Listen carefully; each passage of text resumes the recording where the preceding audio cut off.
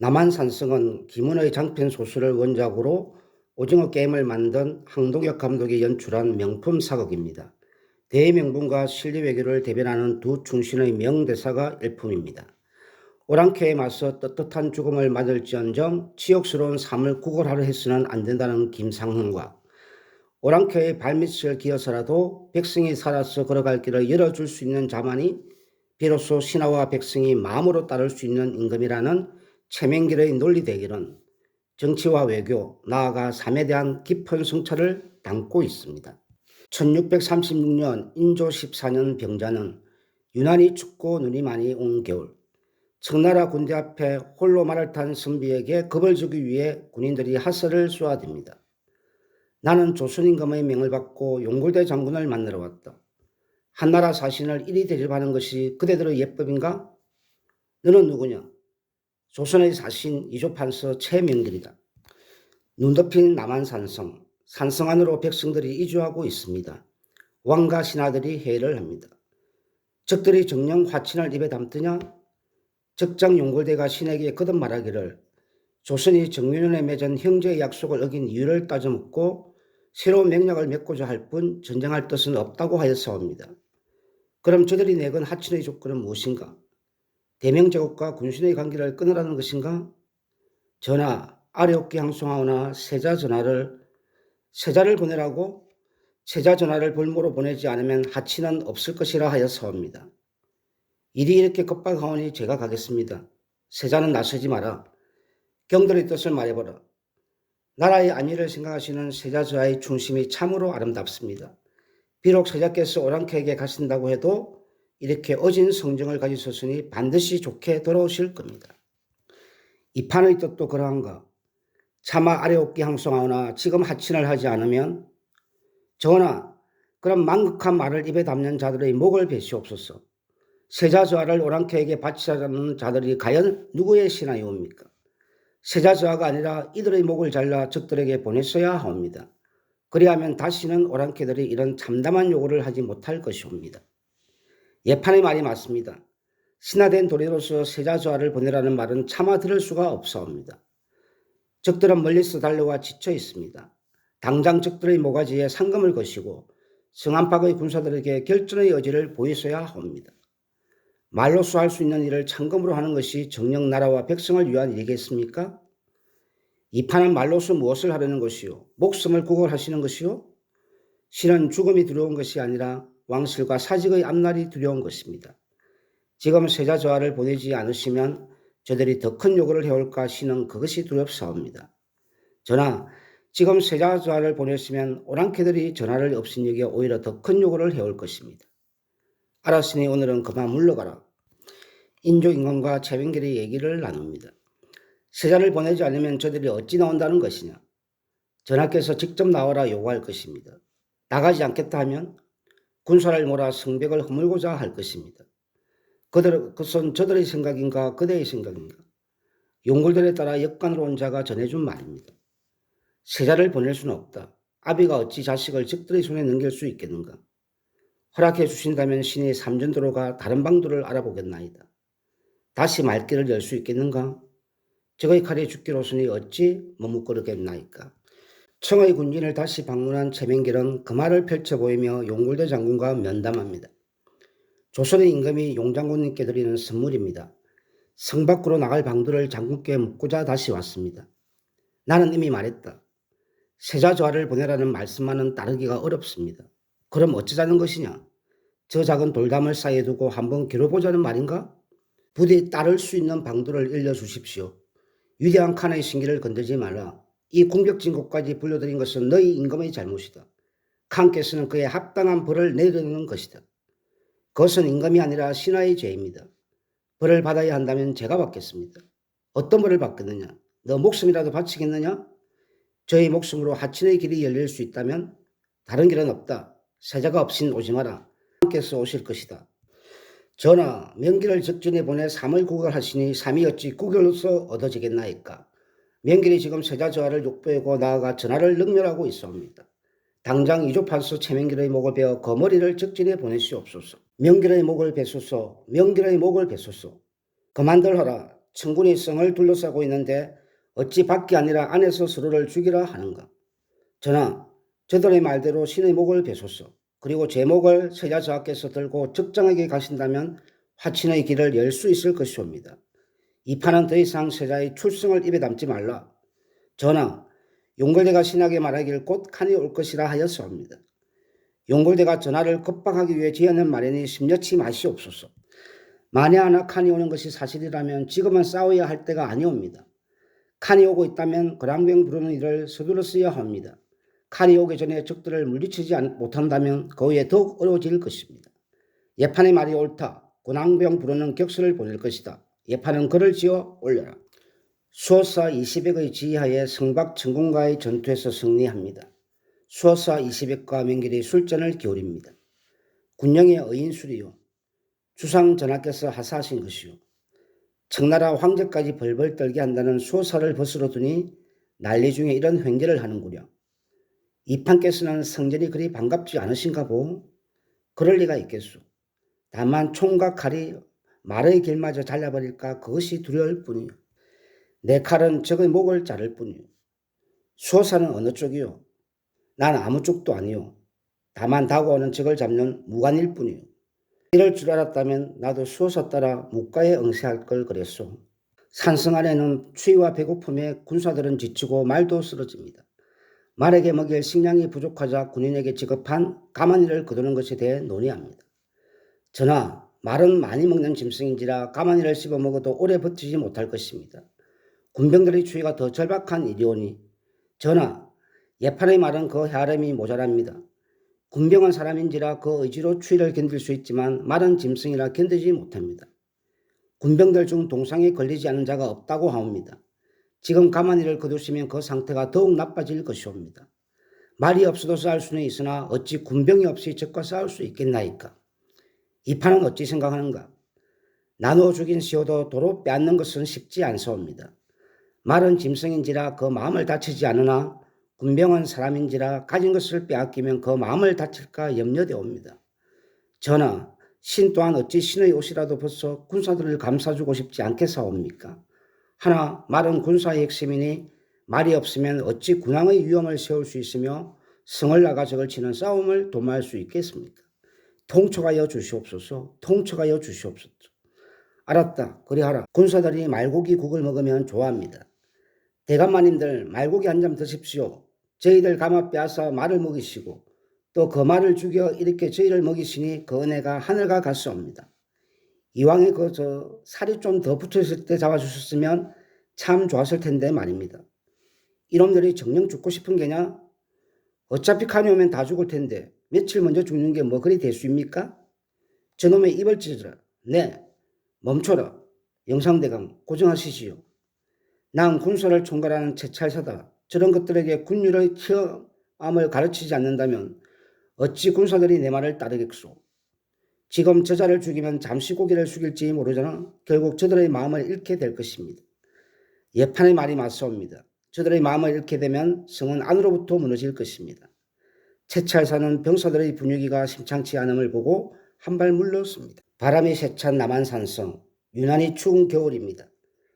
그럼 칸이 왔다는 것인가 오지 않았다는 것인가? 칸이 왔다는 소문이 성 안팎에 이미 파다하나 실제로 본 사람은 아직 없다고 하옵니다. 이 판이 적진에서 들은 것이 사실이었단 말이냐? 용골대는 비록 적장이나 헌을 일삼는 자는 아니옵니다. 또한 수호사 20액이 신에게 말하기를 최근 며칠 사이에 삼준도로 대규모 병사들이 모여들고 있다고 하옵니다. 병판, 이 말이 사실인가? 예, 전하. 전하, 신을 다시 한번 적진에 보내주시옵소서.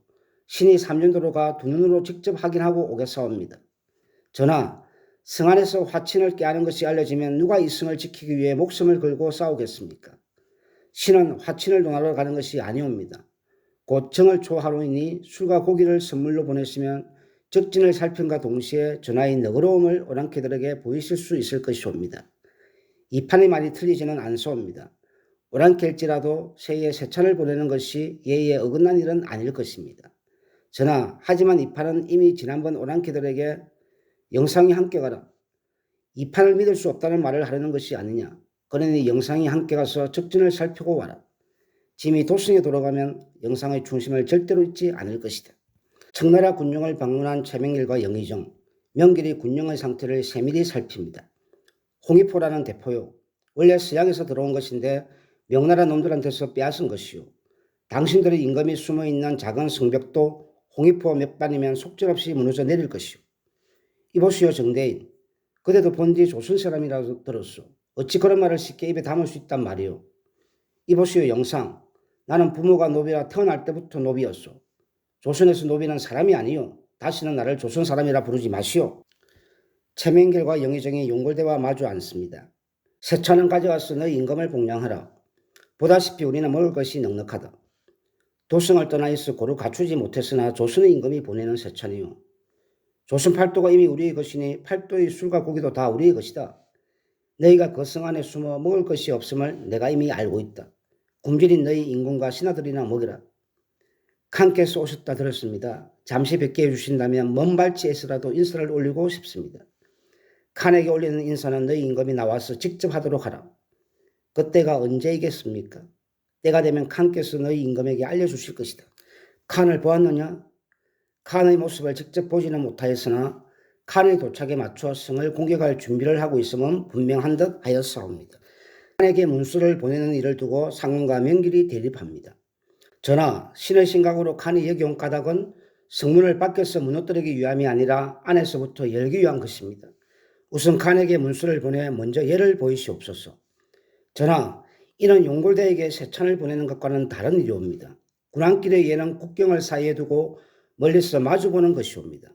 사전에 문서도 사신도 없이 군사를 몰아서 불쏘았다면 이미 더불어 예를 논할 수는 없사옵니다. 전하, 배후에 명나라가 있으니 칸은 삼전도에 오래 머물지 못할 것이옵니다. 칸이 머무는 동안 성을 나갈 수 있는 길을 열어야 합니다.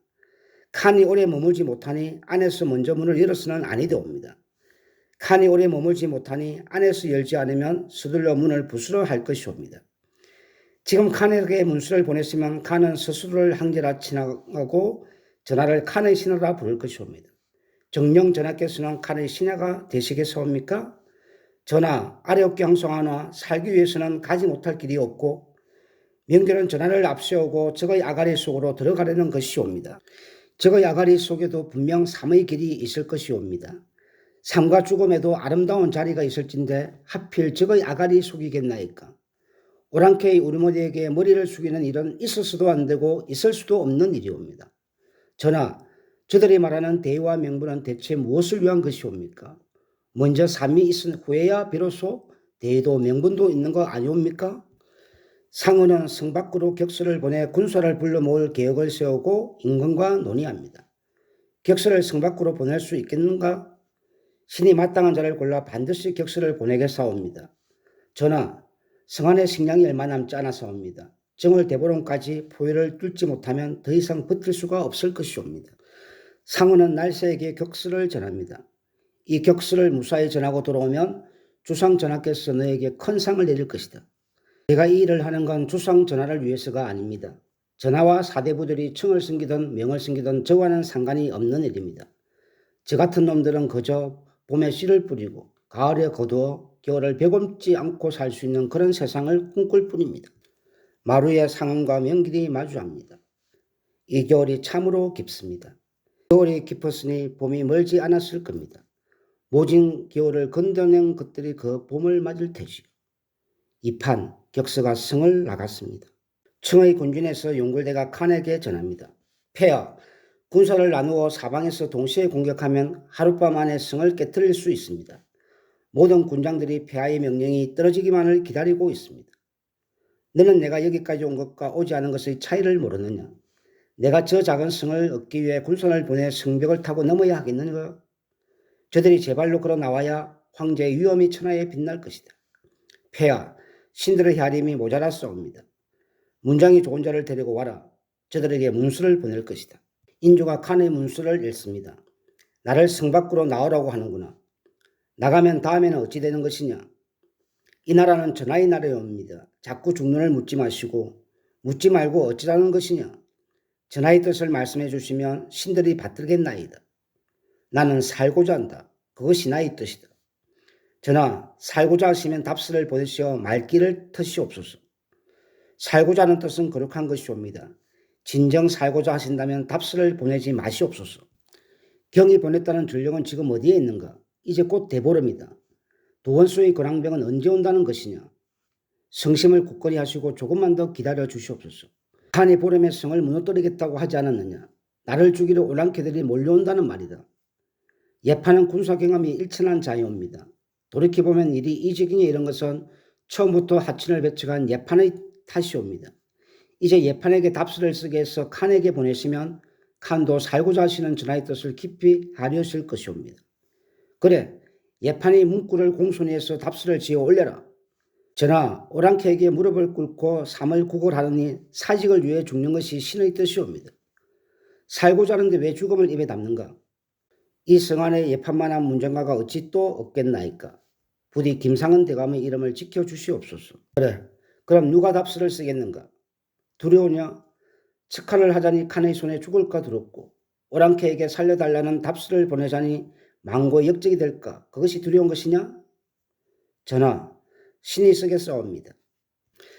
답서를 보내는 것에 사대부들이 반대하고 또다시 논쟁이 벌어집니다. 전하, 신의 학식과 경륜이 짧아 전하의 성심을 온전히 글로 옮기지 못하였사옵니다. 고쳐야 할 곳이 있다면 하명해 주시옵소서. 이 문서가 정녕 살려는 문서이옵니까? 전하, 명결의 문서는 살자는 글이 아니라 그러합니다. 이 문서는 글이 아니라 길이옵니다. 전하께서 밟고 걸어가야 할 길이옵니다. 지금 전하의 군사들이 추위와 배고픔을 견디면 죽기로 성첩을 지키고 있사옵니다. 성첩의 군사들은 이미 추위와 굶주림에 기력을 잃어가고 있습니다. 내일이 보름이 옵니다. 오늘 밤 반드시 금단산에 봉화가 오르고 군왕병들이 성을 향해 달려올 것입니다. 오늘 답서를 보내지 않으면 칸의 대군이 성벽을 넘어 들어와 세상을 모두 불타고 무너져 버릴 것이옵니다. 하룻밤이 옵니다. 하룻밤을 버티지 못하고 어찌 먼저 무릎을 꿇으려 하시옵니까? 그 하룻밤에 온 세상이 무너질 수 있사옵니다. 상언은 우뚝하고 신은 비루하며 상언은 충직하고 신은 불민한 줄 아오나 내일 신을 죽이시라도 오늘 신의 문서를 칸에게 보내주소서. 명길이 칸을 황제폐하라 칭하고 전하를 칸의 신하로 칭했으니 전하께서는 명길의 문서를 두 손에 받쳐들고 칸 앞에 엎드리시겠나이까? 무릎을 꿇고 수를 따르라 명한다면 칸에게 수를 따라 올리겠사옵니까? 전하, 강한 자가 약한 자에게 못할 것이 없는 것과 같이 약한 자 또한 살아남기 위해 못할 것이 없는 것이옵니다. 정녕 명길이 말하는 것이 전하가 살아서 걸어가시고자 하는 길이옵니까? 상언의 말은 지극히 어려우나 그것은 그저 말에 지나지 않사옵니다. 상언은 말을 중히 여기고 삶을 가벼이 여기는 자이옵니다. 명길이 말하는 삶은 곧 죽음입니다. 신은 차라리 가벼운 죽음으로 죽음보다 더 무거운 삶을 지탱하려 하옵니다. 죽음은 결코 가볍지 않사옵니다. 상언이 말하는 죽음으로서 삶을 지탱하지는 못할 것이옵니다. 명길은 삶과 죽음을 구분하지 못하고 삶을 죽음과 뒤섞어 삶을 욕되게 하는 자이옵니다. 죽음은 견딜 수 없고 치욕은 견딜 수 있사옵니다. 전하, 만백성과 함께 죽음을 각오하지 마시옵소서. 한나라의 군왕이 오랑캐에게 맞서 떳떳한 죽음을 맞을지언정 어찌 만백성이 보는 앞에서 치욕스러운 삶을 구속을 하려 하시옵니까? 신은 차마 그런 임금은 받들지도 지켜볼 수도 없으니 지금 이 자리에서 신의 목을 베소서. 무엇이 임금이옵니까? 오랑캐의 발밑을 기어서라도 백성들이 살아서 걸어갈 길을 열어줄 수 있는 자만이 비로소 신하와 백성이 마음으로 따를 수 있는 임금이옵니다. 부디 전하께서는 이 치욕을 견뎌주소서. 상언은 군왕병을 기다리나 오지 않고 청의 공격으로 성은 무너집니다. 명길은 왕의 답서를 칸에게 전하고 청은 공격을 멈춥니다. 인조임금은 삼전도에서 칸에게 굴욕적인 신하의 예를 행하고 명길은 울먹입니다.